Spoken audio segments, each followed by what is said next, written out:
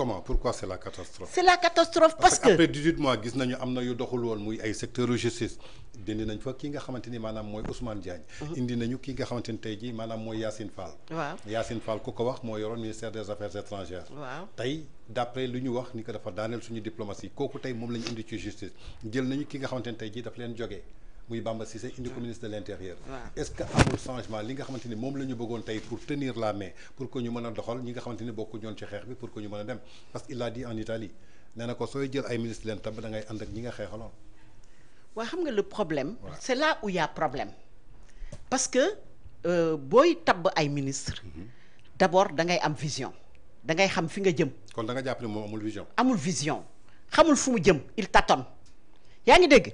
tey quand tu prends le réaménagement lan ñaari ministère rek la soxla woon parce que depuis longtemps mi ngi koy wut il a c'est le ministère de l'intérieur pour téye les renseignements généraux téye l'État ba pare deuxième bi jël le ministère de la justice pour mettre un gars de Pastef une dame de Pastef pour mën a vraiment asseoir sa commande politique et ça va aller ci jour yi ngay gis di nga gis la commande politique va s'accentuer. est-ce que commencé wu. dégg nga commencé na parce que j'ai entendu que sama frère Wali Seck ak ñeneen ak ñeneen. Mbagnick Diop parce que en fait qui est en garde à vue actuellement. waaw xam nga lan moo tax.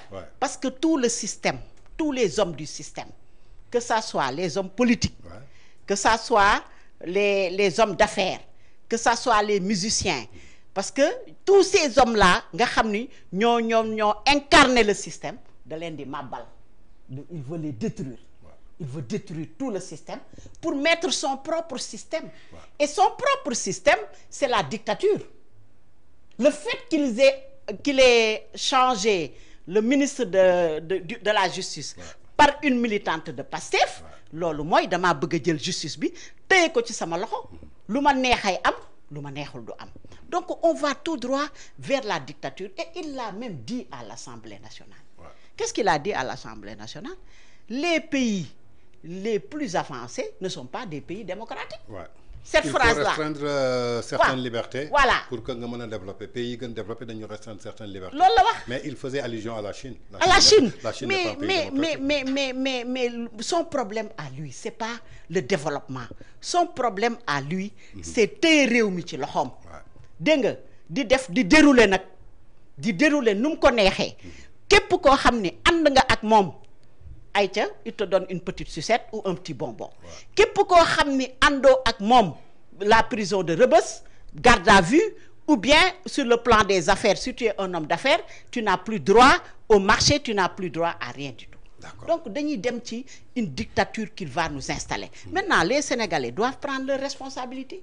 parce que yow madame la ministre les Sénégalais doivent prendre leurs responsabilités mais tey yéen ay acteurs politiques yéen a nekk ci langue politique bi jiite su jotee yéen ay sàkku baatu askan bi tey yéen face à cette dictature bi nga xamante ni mi ngi koy bëgg a mener parce que il a la main sur la justice il a la main sur l'intérieur sur tous les renseignements en tant que chef de parti yor alliance patriotique pour l'émergence et le libéralisme quand tu parles de libéralisme c'est libérer les gens yéen tey ban jéego ngeen ciy jël ban combat parce que moom du temps de l'opposition mayu leen woon dara muy Macky Sall muy dafa doon taxaw di opposé wu ci lépp loo xamante ni tey jii duñ ko woon nangu yéen tey ban combat ngeen fas yéene mëne pour bloquer ko.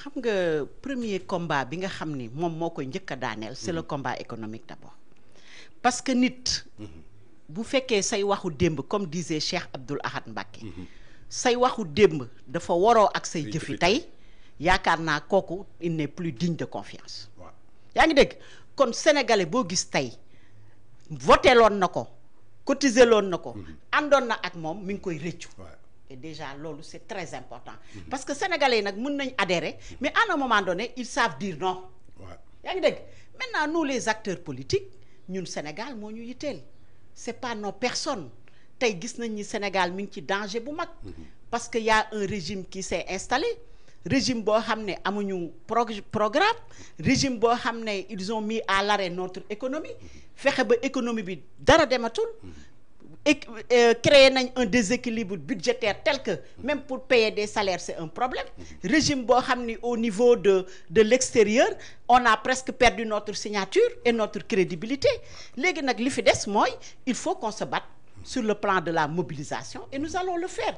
Nous allons porter le combat politique avec tous les leaders yoo xam ni tey ñi ngi ci réew mi te Sénégal ñor leen, avenir du Sénégal ñor leen. Je pense que nous allons nous mettre ensemble pour combattre ce régime-là parce que ça mérite d'être combattu pour l'intérêt supérieur de la nation sénégalaise. D'accord madame la ministre ba tey dañuy dellu soit ci li nga xamante ni gis nañ ko fële ca Milan moom premier ministre laay wax wala leader du parti Pastef parce que ñenn ñi jàpp nañu meeting la mais dafa dem pour présenter le plan de redressement économique et social. tey yow mi nga xamante ni nekkoon nga ministre des Sénégalais de l'extérieur ngeen teg lu mel ni FAES doon créer ay banque de l'habitat pour xool ni ngeen di ñoŋalee dundu doomu sénégalais yi nga xamante ni ñi ngi bitim réew tey mu ne dafay lancer li nga xamante ni moom la ñu tuddee diaspora bond. Diaspora bond boobu est-ce que mën nañ ci sukkandiku pour mën a relever suñu économie d'autant plus que le Sénégal avec la régime de Bassirou Diomaye Faye on est tellement endetté fi may wax ak yow rek bor bi toll na ci 1335 milliards. cette année yoo xamante ni daal ci atum 2025. rien que cette année. ci ay durée yoo xamante ni ñetti at nga ko war a rembourser. alors que moom mi ngi sàkkuwaat beneen bor fii ak 2028 pour mën a régler la situation des Sénégalais tey en tant que ministre des Sénégalais de l'extérieur soo ñu doon définir lan mooy politique des Sénégalais de l'extérieur bi nga xamante ni tey jii moom la ñu waroon mën a xaar lan lay doon. waaw xam nga wax naa ko au départ. Ouais. C'est-à-dire que aujourd'hui il y a une lettre de politique sectorielle qui a été définie au niveau du ministère. Malheureusement ce ministère-là a disparu de la nomenclature gouvernementale. Mais tey li nga xam ni moo am solo. mooy boo wootee politique souveraineté. D'accord nañ mais li ci jiitu c'est l'investissement, c'est développer le tissu industriel. Tey le Sénégal.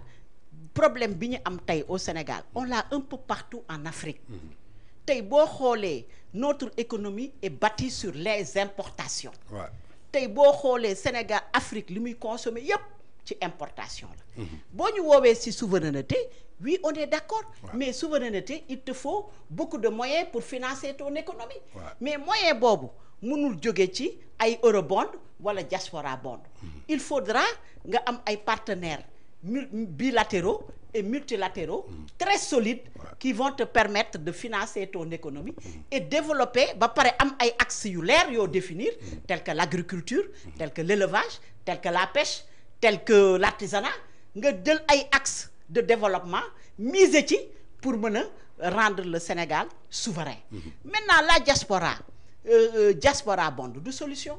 xam nga moom bu ñu laajoon sax ndeysaan ñun ñu jàppale ko ci xam-xam bi ñu yàlla dénk mais comme xamul te du laajte te du déglu kooku day metti nga digal ko mais li nga xam ni moom mooy tax sénégalais de l'extérieur yi nga capter seen investissement nga def leen ay partenaires au développement dans le domaine de ci politique bi nga définir de souveraineté parce que da nga leen a war a jël organiser leen fexe ñu ñibbisi parce que l'immigration n'est plus une solution maintenant. Non. Quand boo xoolee la montée de l'extrême droite la montée des extrémistes un peu partout en Europe et dans d'autres pays da ngay xam ni immigration nekkul loo xam ni avenir la donc ñun tey Sénégal on est devenu un pays producteur de pétrole et de gaz.